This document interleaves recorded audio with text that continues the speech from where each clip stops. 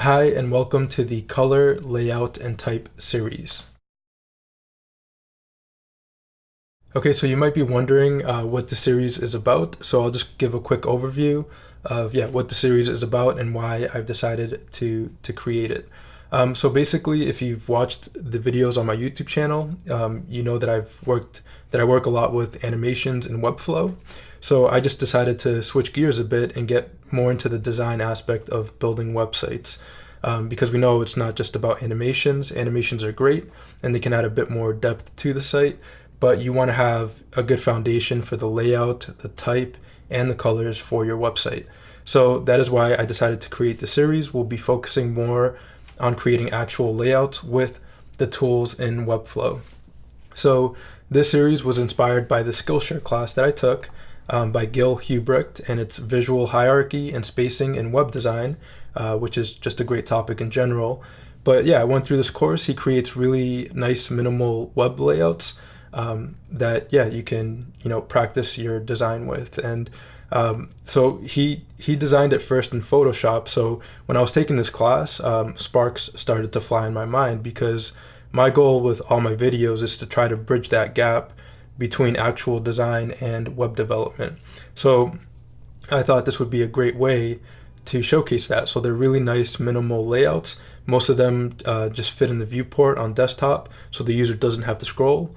There's some really nice call to actions, and the layouts are really nice, and he works with type and placing things correctly within the layout. So I highly recommend taking this class if you want to level up your design skills. But yeah, we'll be covering a lot of those topics as we build the site as well, a lot of the design topics. And this is his dribble page where he has a lot of nice minimal layouts. So you can just go through and check out these really nice layouts. So on desktop, they fit the entire viewport, but when you get into like tablet and mobile, there is some scrolling where we'll be swiping to view the other sections of the site.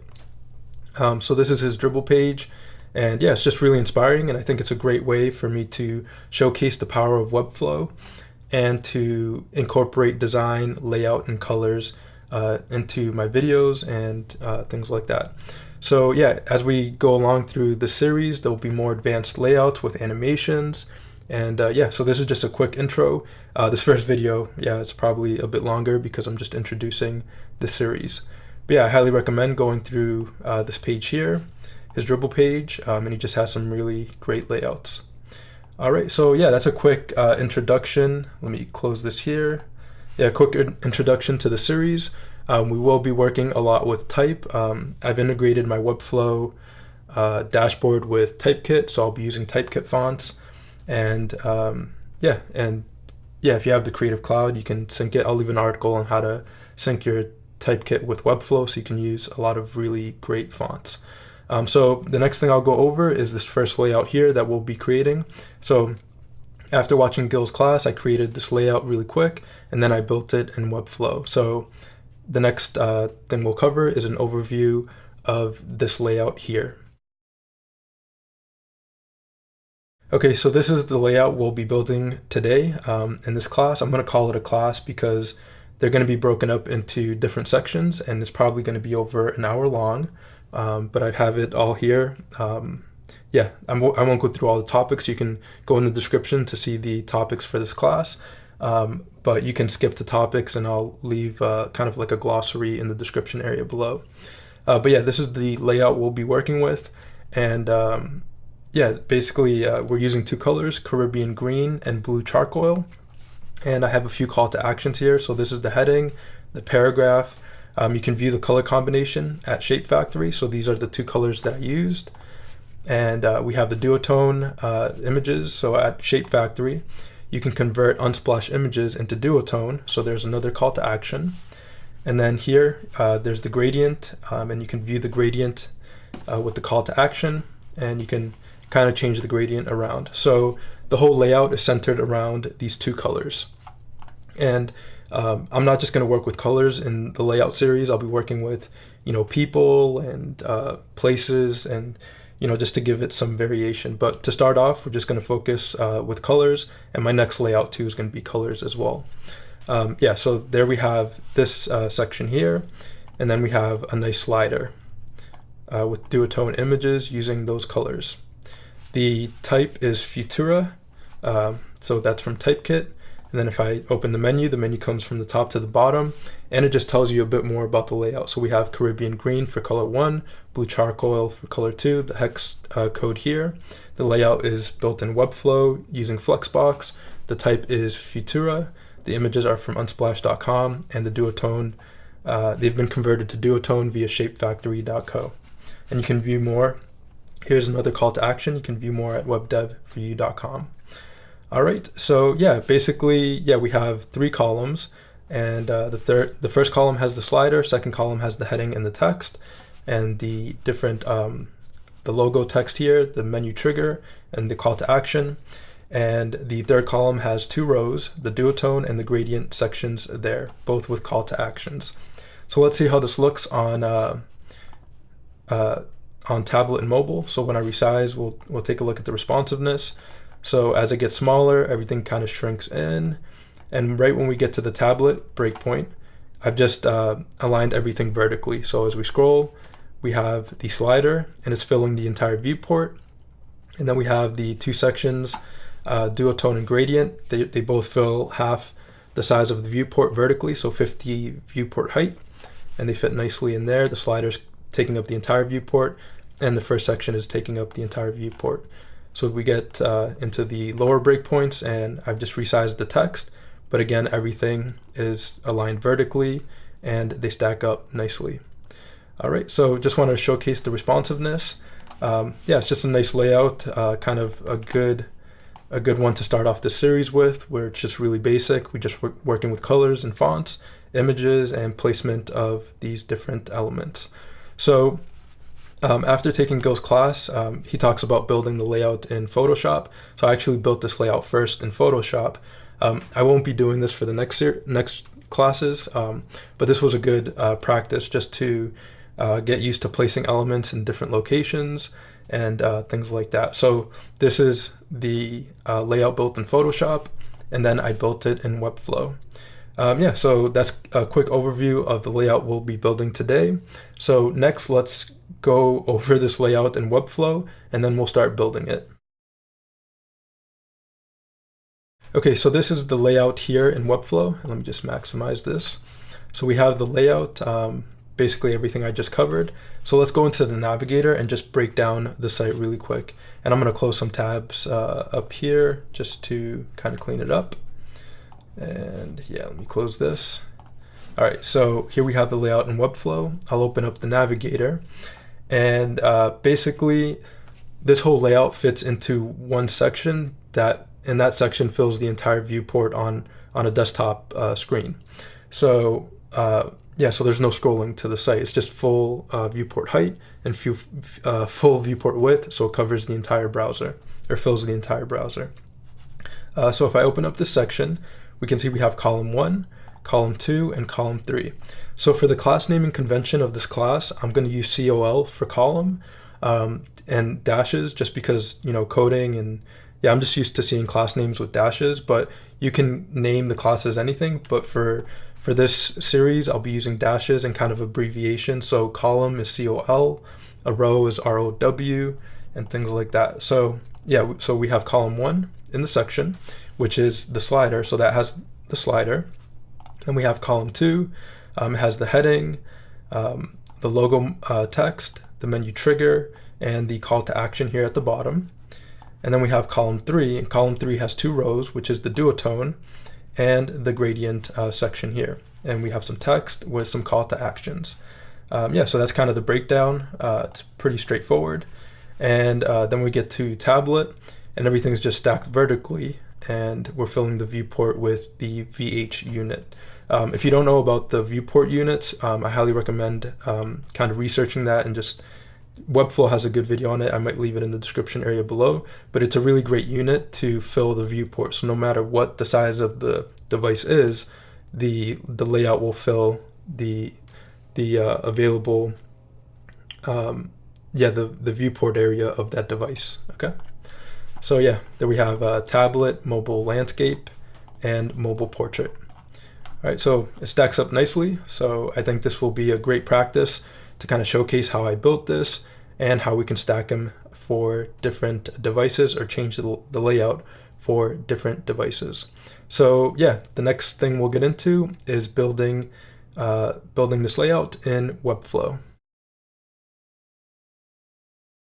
Okay, so here I have a blank Webflow project, and the first thing we're going to start off with is adding the section. So here I'll go to the navigator. So we have the body, and I'll add an element. So here to the left, click add element. I'll add a section, and I'll give it the class name section. Okay, and then for the height, because it's already the full width of the viewport, the width is set to auto, so it'll be the full width of the viewport. So for the height, I'll set it to 100 VH. So now we have a section that's the entire width and height of the viewport. So there won't be any scrolling on desktop layouts. Okay, so there we have the section. So we're gonna build this layout using Flexbox. I'm not gonna use the columns or anything like that. I like using Flexbox because, as the name kind of implies, it's really flexible. So we're gonna go ahead and start with Flexbox. So here I'll add an element. I'm gonna add the first column, add an element. I'll add a div block, and I'll give this div block the class name col-1 for column 1. So we want to go back into the section. So let me select the section. I can select it in the navigator or in the designer, and I'll go to the styles. And for the display setting, I'm going to set it to flex, and I'm going to say horizontal. I'm going to say align stretch and justify start. Okay, so that any children elements inside or any elements inside of the section will stretch the entire height of its parent element. So as you can see, this div block is now the same height as the section, and it's not as wide, but we can change that really quick. So to make that flex child, it's now a flex child because the section has a flex property. So to make this column span the entire width of the section, for the sizing here, just change it to grow if possible. So I'll go ahead and click that, and now that column is filling the entire available space within the section. Okay, so we have column 1. So now let's add column 2. So I'll go into the navigator, click on section, add an element. I'll add a div block, and I'll give it the class name col-2. And again, for the sizing, I'll set it to grow if possible. So now we have 2 equal width div blocks inside of the section. So again, I'll select section, add a div block, and I'll give it the class name column 3, col-3. And for the sizing, I'll set it to grow if possible. Okay, so now we have 3 equal width columns, but I don't want them to be equal width, right? Because if we go to the layout here, we can see that the second column is actually wider than the first and the third. So I'll just reference this real quick just to see what settings I actually applied to it. And yeah, I can see what I did here. So for column 1, I know what I did here. Okay, so what I did for column 1 and column 3 is I gave them half the size, half the flex size. So to do that, because Flexbox is really flexible, you can click on column 1, and instead of saying grow if possible, you can give it a custom flex behavior. So I'll click on these 3 dots, and for grow, I'm going to set the grow to 0.5, so half the grow size. So it's not going to fully grow, it's going to be half of what it would grow to. So it becomes half the size basically. And so now I want to do the same with column 3. Select it, go to the 3 dots, and for grow, I'll say 0.5. So basically this middle part would be, I'm trying to think of the math here, but this middle part would be 50% basically, and these 2 side pieces would be 25%. And that just gives us a nice layout where the center's column is wider than the first and the third. Okay, so now in the third column, we have 2 rows. We have the duotone row and the gradient row. So as you can see here, we have these 2 rows. So I'll go ahead and add a div block. So I'll add a div block and I'll give it the class name column3 dash duotone, because I know it's going to be the duotone section. And for this, I'm going to, let's see, what I can do for this one is click on column 3 and give it a display setting of flex and set it to vertical so they stack on top of each other. And we'll do, align stretch and justify start. And then for column 3, for the sizing, I'll say grow if possible. So it fills the entire height of column 3. So now in column 3, I'll add another div block and I'll give it the class name col3 gradient. So this is going to be the gradient section. And for the sizing, I'll say grow if possible. And now we have 2 equal sized div blocks. So so the reason I'm using Flexbox is because when we get to tablet and mobile, it'll be really easy to rearrange these layouts or these div blocks. So basically that is the layout. We have column 1 is going to have the slider. Column 2 is going to have the header and the paragraph and a few other elements. Column 3 is going to have the duotone section and the gradient section.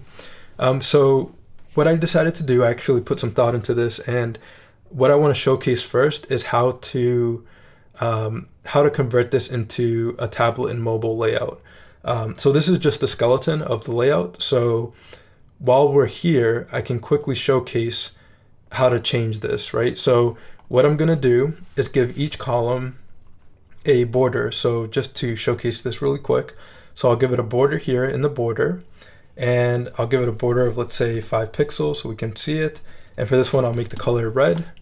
Then for column 2, give it a border, say 5 pixels.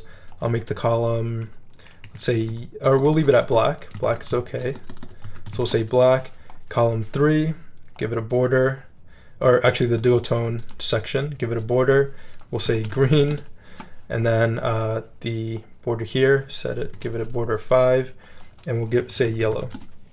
Okay, so if I preview, that's our layout. So we have column 1, 2, and the 2 sections here. So if I go into tablet, that doesn't look great, right? Everything is really squished together.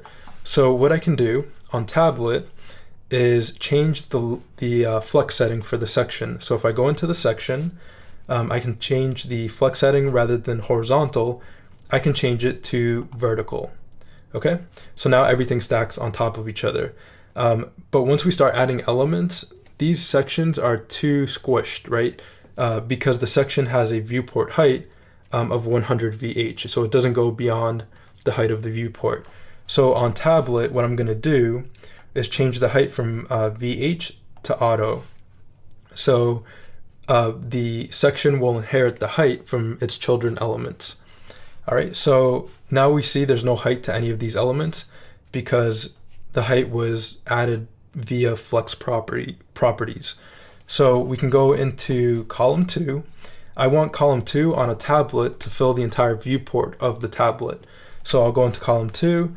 Rather than having a sizing of grow if possible, I'll say shrink if needed. So this lets me play with the height once I change the sizing. So now for the height, I'm going to change it to 100 VH. So now column 2 becomes 100, or it will fill the entire viewport of the device. And then for column 1, which is the slider, I also want this to be 100 VH in height. So for the sizing, I'll say shrink if needed, and I'll change the height to 100 VH. So now we see that column 1 is filling the entire viewport height. Column 2 is filling the entire viewport as well. And then for the duotone and gradient sections, I'm going to say shrink if needed there, and I'll set the height to 50 VH so that both the duotone and the gradient sections fill half the size of the viewport. So when you're looking on your device, you can see those two sections at the same time. All right, so I'll say shrink if needed, and for the height, I'll set it to 50 VH.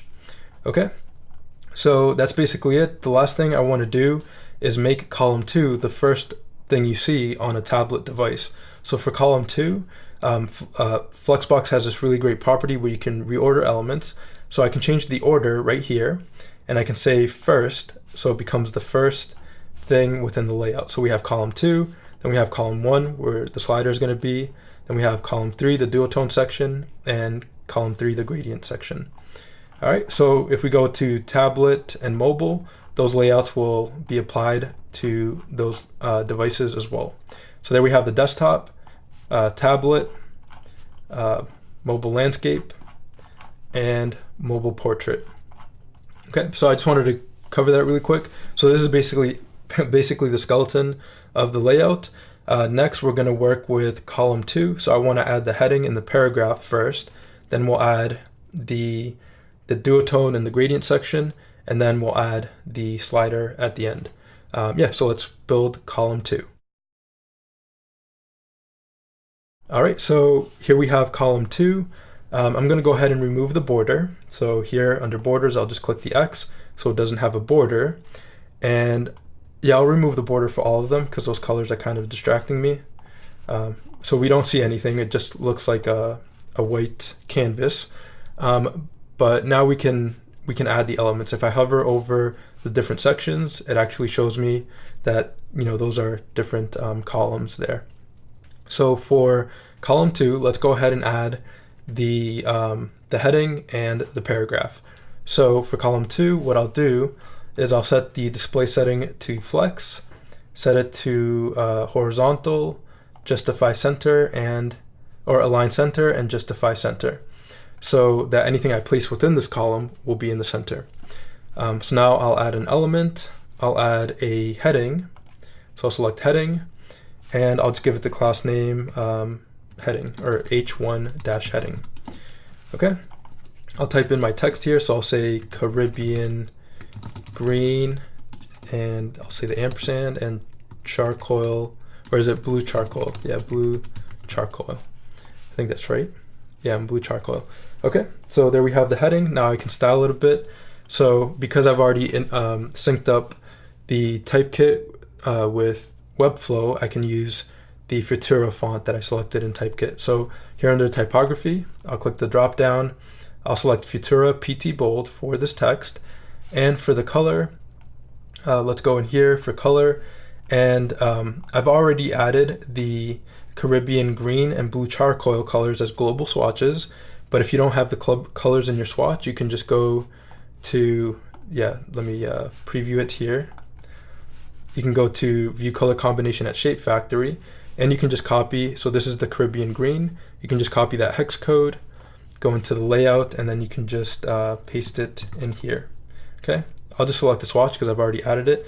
Or I can delete the swatches just to kind of showcase how to add swatches.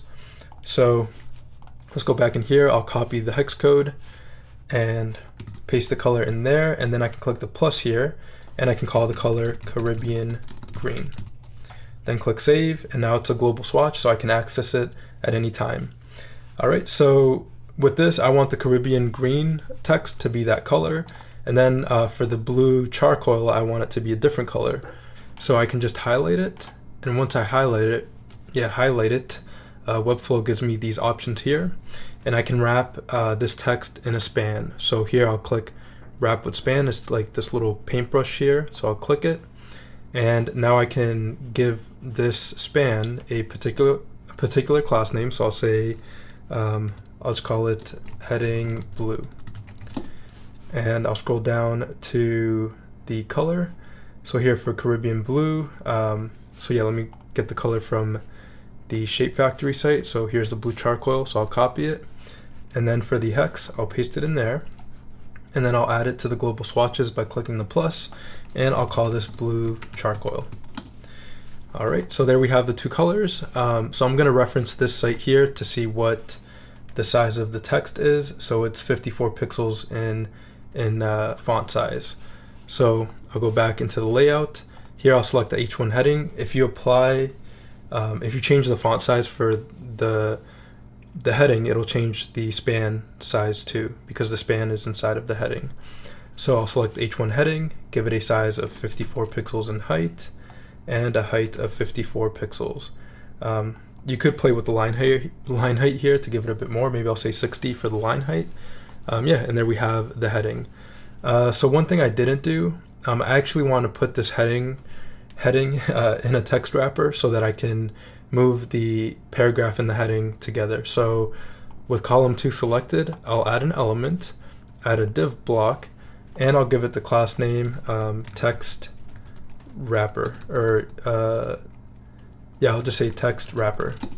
Okay, and then let me just move it up here, and I'll put the heading inside of the text wrapper, and I'll add a paragraph to the text wrapper as well. So here I'll select the text wrapper, add an element, I'll add a paragraph, and I'll just copy the text from this paragraph here. So I'll hit Command C, paste it right in there, and then for the paragraph, I'll give it the class name paragraph. And for the font size, I'll say, or the font type, I'll say Futura PT, so just regular. Let me reference the site here. So the font size is 18 pixels, 18 pixels, and the line height is 34. So here I'll say 18 pixels for the font size and 34 pixels for the line height.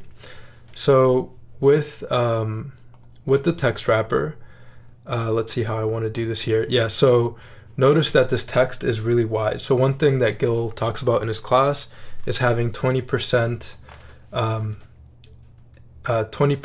each side to create that minimalistic feel. So here we have the column, it's pretty wide. So what I can do for the text wrapper is select the text wrapper, go to spacing, and for the left margin I can say 20%, and the right margin I'll say 20%. There. So it looks kind of like it's stretched, but that's because Webflow is taking up a bit of space within the viewport, but if I preview, we can see it looks fine. And if you're worried about the text looking like that, you can just adjust either the font size for the text or play with the margin a bit. But I'm okay with it. I think once the viewport is a bit wider, the text will kind of align correctly. So yeah, so there's the column. It has the text wrapper has 20% spacing on each side. So when we add the first column and the right column, we'll have this nice minimalistic feel with a lot of white space around the text. All right, so there's the heading and the paragraph. And let me see if I added any margin here. So yeah, let me separate the paragraph and the heading a bit. So I'll select the H1 heading. And here for spacing, I'll add some bottom margin and I'll say 40. Just to create a bit of spacing between the heading and the paragraph. All right, so the next thing we'll do is we'll add these little elements here. So I'll add the WebDev for you kind of logo text here. So with column 2 selected, I'll go ahead and add a text link so that we can link out this text. And I'll call this logo text. All right, and for this, I'm going to give it a position of absolute, so we can position it in the upper left corner, and here I'll say top left there. So notice it went all the way to the top left of the entire canvas, not the column, and that's because we need to set column 2 to a position of relative, so that anything inside of it is relative to it. So because column 2 didn't have a position of relative, the text link was looking for the next parent element that had a position other than auto, so that it could position itself relative to that div block. But by giving column 2 the position of relative, we now see that this text link is relative to column 2. All right, so I'll just double click inside of the text link and rename it to WebDev for you, color, layout, and type series. Okay, then I'll style it. So here for the font, I'm going to say Futura PT Bold. For the color, I'm going to say blue charcoal, and I'm going to remove the underline by saying none here for the underline. Okay, and then I'll give it some margin from the top. So I'll say 20 pixels of margin from the top, and then I'll say 20 pixels of margin from the left. All right, so I'll go ahead and add a border just so we can start seeing this a bit better. Yeah, that's probably should have done that in the beginning. But yeah, there's our column 2. There's the logo text. So let's add the menu trigger now. So with column 2 selected, I'll add an element, add a div block. I'll call this menu trigger wrapper. I'll give this menu trigger a specific width and height. So here for the width, I'll say 50 pixels, and for the height, I'll say 50 pixels as well. I'll give it a position of absolute. So we can place it in the top right, and I'll say, yeah, top right here. So there we have the menu trigger, and I'll give it some margin of 20 pixels from the top, and we'll say 40 pixels from the right for the menu trigger. And for the menu trigger, I also want to give it a display setting of flex, and horizontal, vertical, align center, and justify center, so that when we add the menu bars, they stack on top of each other. All right, so let's add the menu bars. So here I'll add an element, add a div block, and I'll call this menu, we'll say menu line because it's kind of a line. For the width, I'm going to say 60% for this first one. Yeah, 60%, and a height of 2 pixels. And for the background color, I'm going to set it to blue charcoal. So there we have that line. So I'll go into the navigator, and I'll just copy that line in the menu trigger wrapper, this menu line. I'll copy it 3 times. Okay. Then I'll give the menu line some bottom and top margin. So I'll hold down Alt and just give it, yeah, that might be a bit too much. So maybe 3. Yeah, and that looks pretty good. So there we have kind of, I don't really like using the name, but it's kind of like a hamburger menu with the 3 lines.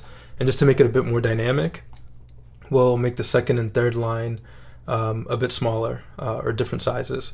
So for the second line, I'll select it, give it a combo class of second, so we can apply individual properties to it. And I'll make the width 25%. Okay, and then we'll select the third line, give it a combo class of third, and change the width to 40%. Okay, it's all centered, so it doesn't look good. So we can select the menu trigger wrapper, and for the flex setting, rather than align center, we can say align end, so they all go to the end. All right, so there we have kind of a nice menu trigger. It's a bit more dynamic, and yeah, I like it. So you can just play around with that and kind of play with the sizes. I'm gonna say 55% for the first one. Yeah, and that looks a bit better. Okay. All right, so yeah, we have the menu trigger. If I preview, we can see that our column 2 layout is looking pretty good. We have a lot of white space around the text, and yeah, it creates that kind of minimal feeling. All right, the last thing we're gonna do is add the call to action here at the bottom. So for this, I'll add a div block. Make sure column 2 is selected. Add a div block, and I'm going to call this CTA wrapper. So call to action. CTA is short for call to action. Again, I'm going to set the position to absolute, and this time I'm going to place it in the bottom right. Okay, and yeah, it doesn't have any width or height because we haven't added anything to it. So I'll go ahead and add some text inside of this wrapper. So with the CTA wrapper selected, you can make sure it's selected here in the navigator. We can add an element, and I'll add a text block. Okay, and actually let me delete the CTA wrapper. I'm going to go ahead and delete it because we want that CTA wrapper to be a link block so that when the user clicks, they can go to some other page, right? Because it's a call to action, so we want the user to click and go somewhere else. So with column 2 selected, I'll add an element. I'll add a link block. It's pretty much the same thing as a div block, but you can link it out to something.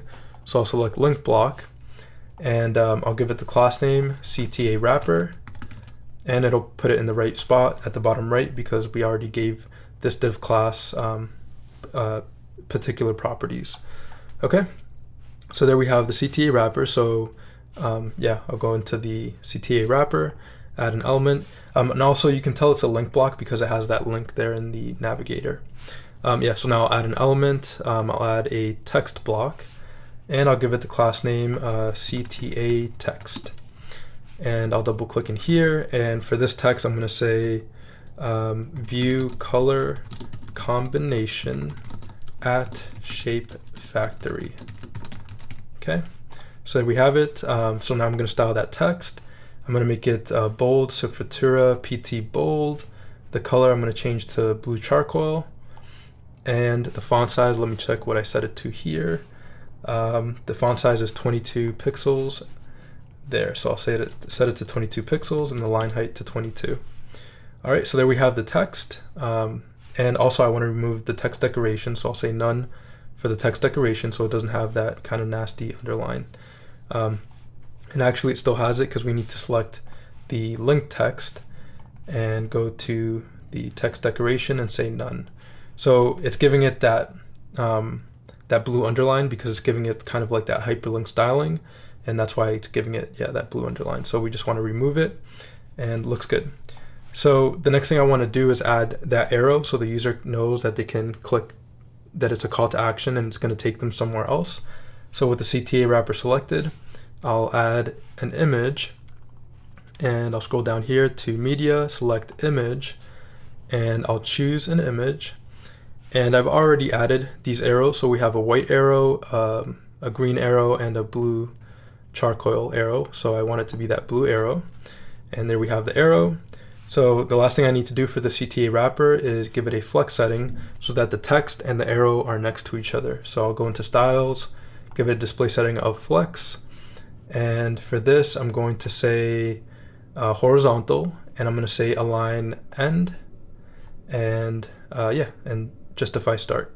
So that arrow is, closer to the bottom. So with the CTA wrapper selected, I'm just going to add some bottom, right and bottom margin.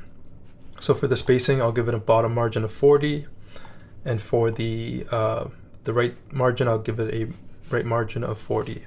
So I'll preview, and we have our nice CTA.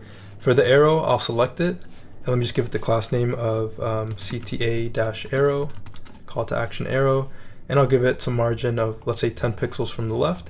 So there's a bit of spacing between the text and the arrow here. Yeah, so there we have our call to action. It looks good. And our desktop layout for column 2 is pretty much done. If I go to tablet, because we already set up the layout for column 2, we can see it looks good on tablet. On mobile, we'll have to change the size of the text and also mobile landscape. I'm gonna go or cover changing the sizes for each layout in another section. So we're done with column 2. Let's move on to column 3. Okay, so for column 3, there's some images in the background, so let's go ahead and add the background images. So here we have the duotone section. So I'll select it, go down to background, and I'll add a background image, choose image, and I'll select this image here, set it to cover, and position it in the center. Then for tile, I'll select none because I don't need it to be tiled, and there we have the image. So now I want to add the text duotone here in the upper left, and let me see here. Yeah, okay, so yeah, we want to add that duotone text, so I can actually copy this CTA text here, so I can hit Command-C to copy, or actually, yeah, no, I want to add a new text block. So I'm going to add an element, add a text block, and I'm going to give it the class name duotone text.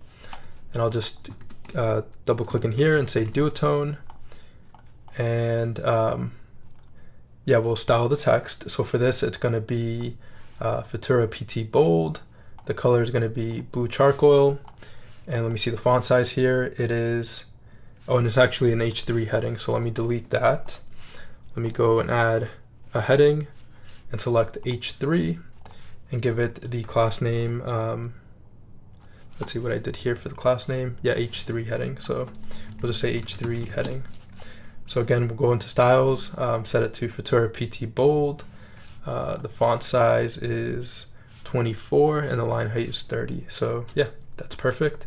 The color is blue charcoal, and we're going to set it to a position of absolute and place it in the top left.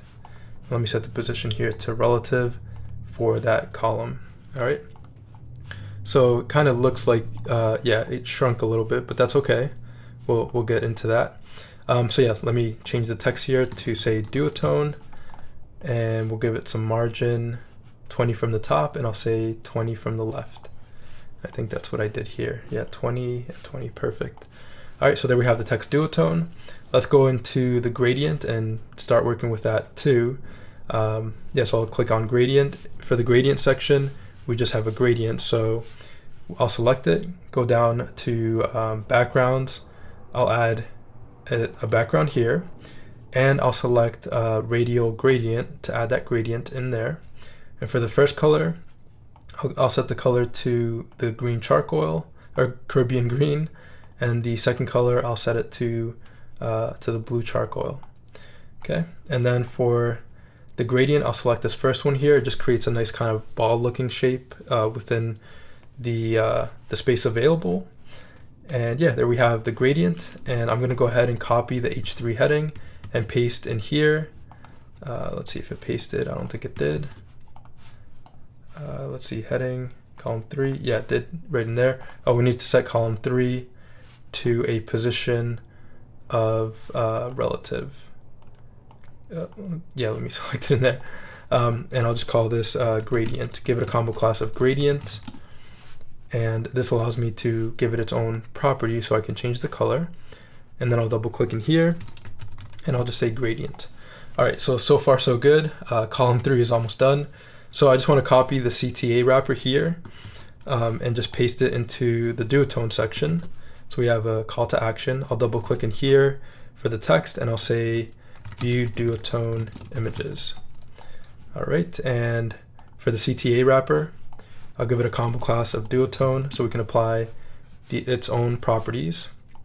And actually, no, that looks pretty good. So rather than 40 for the CTA wrapper, we're going to say 20 pixels from the right. So it's a little bit closer to the right, and 40 pixels from the bottom is okay. All right, so there we go. And I'll copy the CTA wrapper and yeah, paste it into the gradient as well. Then for the text, yeah, I'll select the text. Let's change the color of the text first. I'll say gradient, and I'll give it the color of green here. Okay, and then I'll select the image. Let me go into the image, the arrow. Let me double click, replace image, and I'll change it to the green arrow. Okay, I'll double click in here and I'll say view gradient. Okay, and then I'll select the wrapper, give it the combo class of gradient, and again, change the right margin to 20 pixels. Okay, so now if I preview, perfect. So we have the duotone, we have view duotone images, and then we have view gradient. So we have these two sections and it's all set. All right, so that is column 3. If we go into the tablet layout, we can see those sections look great for both for all the devices, right? And that's because we set it up in the Flexbox section. All right, so that is section or column 3. Let's move on to adding the slider. So we're going to add the slider to column 1. So with column 1 selected, I'll add an element. I'll add a component. So I'll scroll down to components and I'll add a slider. So for the slider, I'm going to set it to a position of absolute and full. Okay. So again, we didn't set the column 1 to a position of relative. So let's go ahead and do that so that the slider is relative to column 1 and fills just column 1. And then for the height of the slider, I'm going to say 100%. Or yeah, let me select the slider. And yeah, we'll give it the class name slider. And for the height, I'll set it to 100%, so it fills the entire column. And let's just add a few images. So to add slides, so here we're in the navigator, so we have the slider, and the slides are in the mask, so you can just open it. There we have slide 1, so I'll select it, give it the class name slide-1, go to backgrounds, add a background image, choose an image, and I have this image here, set it to cover, position it in the center, and I don't need it to be tiled. Okay, and I'll add a second image, so select slide 2, say slide-2, add a background image, choose image, and I'll select this image here, set it to cover, position it in the center, don't need it to be tiled. All right, so I'll add a few more slides and I might fast forward through this process. So to add a slide, just make sure the slider or a slide is selected, go to element settings, then add slide. So I'll click this 3 times. So now we have slide 3, 4, and 5. So select slide 3, say slide, slide-3, and yeah, add a background. Okay, so I'll just quickly do this. Oops, yeah, choose this image, cover, position it in the center, don't need it to be tiled. Then slide 4, say slide-4, add a background image, choose image, and I'll select this image here, set it to cover, don't need to be tiled, and I'll center it. And slide 5. Say slide -5, and add image, choose image, and I'll select this image here, set it to cover, center, and don't need it to be tiled. All right, so we have all slides. So if I preview, I can go through the different slides and it looks good. I can change how the slides kind of feel by changing the animation type and the easing. I'm not going to cover that right now. We'll just continue with the tutorial. So for the slide, I don't want these buttons here at the bottom, so I'll just select the slide nav, go into styles, and for the display setting, I'll set it to none so we don't see them. So the next thing I want to do within column 1 is add kind of this blue bottom here, so we have these nice buttons. So with column 1 selected, I'll add a div block, and I'll call it slide buttons BTNS for short, background, or BG. Okay, and for this, I'll set the background color to blue charcoal and set the position to absolute, and I'll say bottom, so it goes to the bottom. Then we'll give it a specific height, so I'll say 100 pixels in height, and notice we can't see it, and that's because this background is behind the slider. So to have it come in front, I'll just work with the Z index and give it a high Z index of something like 99, and now that bottom piece comes to the front. So my face is probably covering it here, so I might edit it so my face isn't there, but there we have the bottom section. And now for the arrows, I want them to fit in this section, so I'll select the right arrow, give it the class name right arrow, and I'll go ahead and set the position to absolute. It's already set to absolute, and place it in the bottom right. Okay, and I'll give it a height again of 100 pixels, so it's the same as that background. And we can't see it again because it's behind the background, so I'm going to set the Z index of the right arrow to something higher than 99. So I'll say 101, and that arrow comes to the front. So now I'll select the left arrow, give it the class name left arrow, and set the height to 100 pixels, and place it in the bottom left.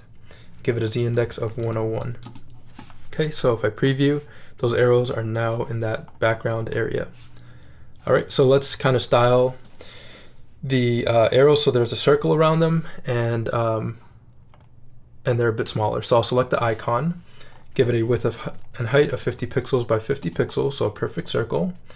And then I'll go down to the borders. For the radius, I'll say 50%, so it becomes a perfect circle.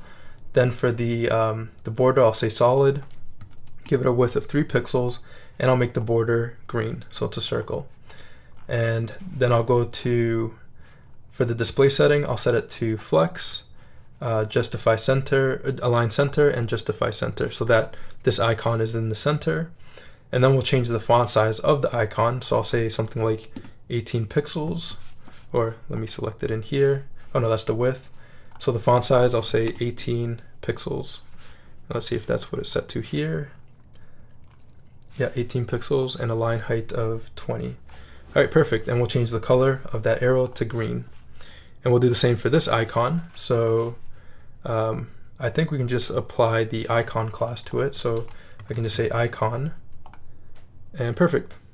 Simple as that. So because we already styled this and it had the, we can change the class name, we'll just say icon, or we'll just say arrow icon, arrow dash icon. So we just applied that class name to this left arrow too, and it gives it the same properties. All right, so I do want them to be closer to each other. So let me see what I did here. So there we go, left arrow. Yes, I gave him 20% margin. So I'll select the left arrow, and I'll say margin 20% from the left. Then the right arrow, I'll say margin 20% from the right, so that those arrows are closer together. So now I'll preview, and we have those nice buttons for the slider. All right, and we're almost done with the layout. Let me just remove this border here on column 2. So for borders, I'll say none. And yeah, our layout is looking good. And yeah, so looks good. If we go to tablet, that looks good too. We have the slider and the 2 sections. The mobile landscape looks pretty good as well. And the mobile portrait, we'll just change the font size. All right, so let's go ahead and add the menu really quick, and we'll add the interaction for the menu so that this menu, as we see, we click, it comes down, and we have that nice menu. So yeah, the next section will be creating the menu. All right, so let me collapse all this here. So to create the menu, we're gonna put it in the body and it's gonna be fixed. So I'll select body, I'll add an element, I'll add a div block, and I'll call this menu-wrapper. I'll give it a position of fixed and set it to full. So it'll fill the entire viewport. And then for the background, I'll set the background color to green. And I'm also going to set the Z index to something higher than 101 because the slider has a higher Z index. So I'll set it to 199 for the menu wrapper, so it's in front of everything. So for this, I'm just going to copy the text in here to save a bit of time. So I'm going to copy this layout text, hit Command C to copy, paste it in there. And I'm also going to copy this X and paste it in there. Okay, and we'll just copy this too, and we'll paste it in there. Okay, so I'm not going to go through and write all this text just to save a bit of time, but basically that's the menu. You can add anything to the menu into this menu wrapper. Basically, I added some text, information about the layout, and this X button. It's just 2 lines centered within a wrapper, and then I rotated it. So if I select the line, you can go down to transforms and rotate it on the Z index to create the X. All right, so we have the menu. So we want to create an interaction where when we click on the menu trigger, the menu opens. So I'm going to select the menu wrapper. For now, I'm going to give it a display setting of none, so we don't see it, right? So we can work with the site and the menu is not interfering. So we want, when the user clicks on this menu trigger wrapper, we want the menu to come down from the top, from the top to the bottom. So I'll select the menu trigger wrapper. I'll go into interactions. Here where it says element trigger, I'll click the plus, and I'll mouse click or tap. We'll select it here. On first click, we'll start an animation. And let me just delete this here. We'll add a new timed animation, and I'll give it the class name. Let's see, we'll say menu open. Yeah, menu open. Okay. And when the menu opens, I want to go ahead and select the menu wrapper because we want to affect the menu wrapper. And initially, I'm going to set it to move. I'm going to add a move timed action. And on the Y, I'm going to move it up negative 100%. So it goes off the canvas and it moves up 100%. So I'll say negative 100%. And yeah, I think that's all we need to do for that. Yeah, negative 100%. And then for timing, set it as the initial state. And then because the menu has a display setting of none, the first thing we need to do is set the display setting back to flex so that that menu, so that the menu wrapper, let me see if I did this right. Yeah, so that the menu wrapper comes back in, and then we'll make it move down.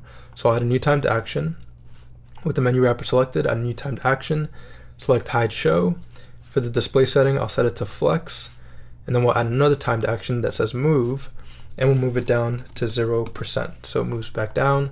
I'll give it an easing of ease out expo, and a duration of 0.5 is okay. So now when I click the menu trigger, that menu comes down. All right, and it looks good. So I don't know why that close button is there, but yeah, we'll fix that. So yeah, let me preview again. If I click the menu trigger, the menu comes down. So we want to work on this X. So let's go into the menu wrapper, and I'm going to set the display setting to flex, and let's move this this close button. So let's see. It also has an interaction, so I'm just going to delete that. The menu close button, let's move it It seems to be in the layout there. Let me just move it out. Yeah, there we go. It just needed to be moved out of the menu text wrapper. So kind of losing my voice here because this video is getting kind of long. But yeah, I'll select the menu close button, and we'll go into the interaction. We'll add a new interaction. I'll say mouse click or tap, start an animation. I'll duplicate the menu open. So I'll click these three dots, say duplicate, and I'll select menu open 2 and just rename it to menu close. I don't need the initial state, so I'll just delete it because we're just going to have the menu close.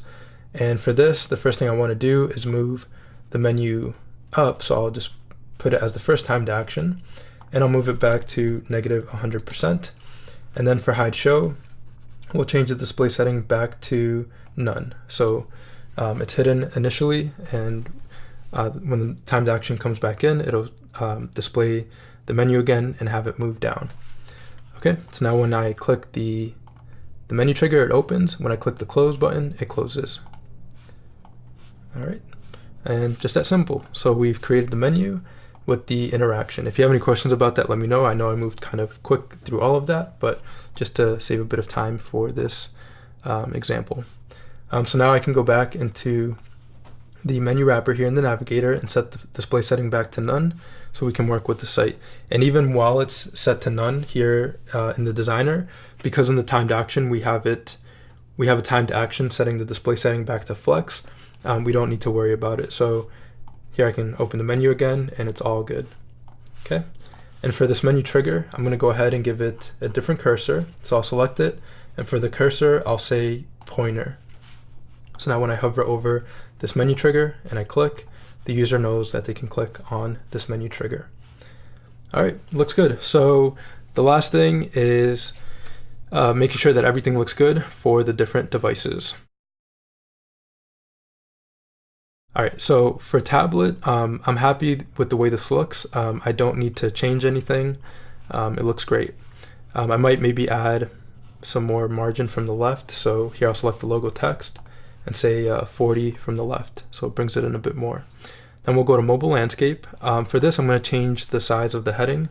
So I'll select it, go into the font, and let's see what I did here. Let me just set this to none. Yeah, I think it was like 32 or 38. So we'll change the size to 38 and the line height to 48. I think that was what I did there, or 46. Okay, 46. Okay, and then the paragraph text, we left the same. So yeah, and let me change the margin to 20 here from the bottom to bring in the heading and this paragraph text. That looks good. I think I might have changed the CTA text. Let's see if I did. Yeah, so the call to action text will say 18, and the line height will say 18 as well. So that it's more aligned with the bottom arrow there. And yeah, it changes it for all of these too. Okay, that looks good. And then we'll get into mobile landscape. So here we need to do quite a bit of work. So here, let's see what I did. The paragraph is 16 and the heading is 28. Okay, so I'll select the heading. The heading will say 28 and the line height will say 38. I'm just referencing the other site just to save a bit of time. And then for the also for the column 2, or for the text wrapper, we change the pattern from padding, or the margin, from 20% to 10%. Okay, because we don't have as much screen real estate, so we just made that margin a bit smaller. And then for the paragraph text, rather than 18, we'll set it to 16, and the line height of 28, was it? Line height of 26. So I'll leave a great kind of PDF book that I've read recently about typography, and you can go to the site. It's Better Web Type, and it's just a really great course by, I think his name is Matej Latin, and he talks about line height and spacing when working with text.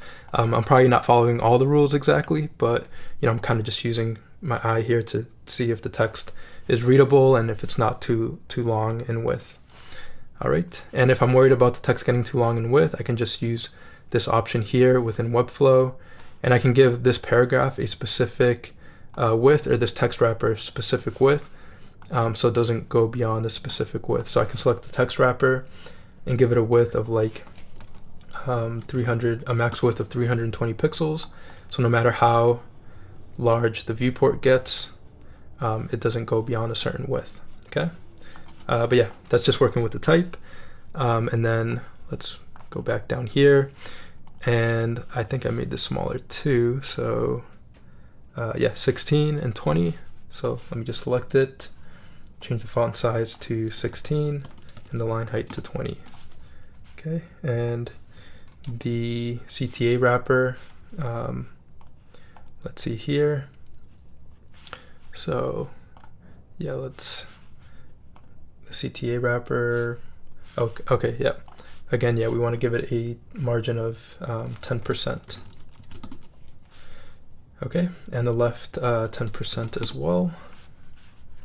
And yeah, let's go. Yeah, there we go. All right, let's see if that looks good. Yeah, and I also set the text align to the right for the text for the smaller device. So I'll say text align to the right. All right, that looks good. And then for this, I'm going to say 10% as well. And for this, I'm going to say 10% from the left. Okay. And yeah, that looks good. So it's all this lines up from the left and the right. And yeah, so this changed as well because we applied this, the CTA wrapper has the same class, and that looks good. So yeah, we just changed the text size for the different devices, changed the margin and the padding. That all of that is pretty kind of self-explanatory. I didn't feel like I had to spend too much time with that or kind of go into a lot of detail. Basically, I just looked at what looks good for each device. Yeah, and there we have the layout. The menu works. If I preview, the menu works on each layout. I've already styled this text in this example that I referenced, so the text looks good on all the devices too. All right, so yeah, can't believe I got through all that. This is a fairly long class, especially for YouTube, but I thought, or this is kind of my way of trying to merge those two worlds of kind of graphic design and making layouts in Photoshop or Sketch or whatever program you use, and converting it into an actual website. You know, that gap is getting smaller and smaller, especially with these programs like Webflow that allow you to build without knowing code. If you have any questions, I know I covered a lot of topics really quick. Feel free to ask me in the comment section below. Oh yeah, the last thing we want to do is link out these call to actions to actual pages. So let's do that really quick. So for the color combination, I can just go to Shape Factory. It's this link here. I'll hit Command C to copy, go into element settings, and just paste that link in there. And then the duotone images, we have the link here. So I'll go into the CTA, just paste that in there. And we have the gradient link. So I'll hit Command C to copy, select the CTA wrapper. And that's why we set the CTA wrapper to a link block, so that we could link it out to something. So I'll hit Command V, let me delete, hit Command V, paste, and there we go. And also I want these to open in a new tab so the user doesn't navigate away from this layout. All right, so that's pretty much it. So now I can publish to the selected domain. To publish the site, I can preview, and everything works. It looks good. I can click to view duotone images. I can view the color combination at Shape Factory, and I can view the gradient. All right, pretty cool. And if I resize, let me go ahead and select this here. I can resize the layout, and it looks good for all devices. Here we have the slider, and perfect. So you would want to check this on different devices just to make sure that that it looks good on all devices and make any tweaks necessary. But yeah, that's how we created this layout here, this Photoshop layout in Webflow. And yeah, I could link this out to, I'm always finding little things here, to webdevforyou.com. So we want to link out that text, select it here, and yeah, link out to webdevforyou.com. So I'll publish and preview. And yeah, that links out to WebDev for you. All right, cool. So yeah, that is the layout. Next, I'll just cover any final thoughts for this class. All right, so yeah, we finished building the layout. It was a very long class. Again, there'll be a kind of little glossary in the description area below, so you can skip to different sections. But yeah, it was a fun class. I could even go more things with kind of animating the slideshow and giving it different easing, but not gonna go back to it at this point. I will have another class. I think I'm gonna try to do these every week. I've already prepared the layout for next week, and that's kind of an out there layout, but I think it'll be fun to build in Webflow. Yeah, if you have any questions about anything I went over, this was kind of a simple topic of using two colors and using themes around those two colors to create this layout. Again, this was inspired by the Skillshare class. I'll leave a description below. Shout outs to Gil, an amazing designer, and just a really great way to showcase how to build really minimal layouts. You know, a lot of times we go to websites and they're just filled with a lot of stuff. So by using this kind of method and this practice, you can start working with type and spacing. You know, I'm not saying I'm like the greatest designer. I'm still learning myself, and that's why I want to do these classes and share this information with you. I have used Webflow a lot, so I feel I have the technical aspect down, but I want to kind of branch out into the more of the design aspect to create really amazing things for the web. Yeah, so I'll leave links to different design resources, different type resources, and more information in the description area below. So thanks for watching. If you watched this entire class, congratulations. I can't believe I'm putting this out for free on YouTube. It's kind of crazy, but I just want to share this information. So yeah, thanks for watching, and I'll see you in the next color, layout, and type series video. Thank you.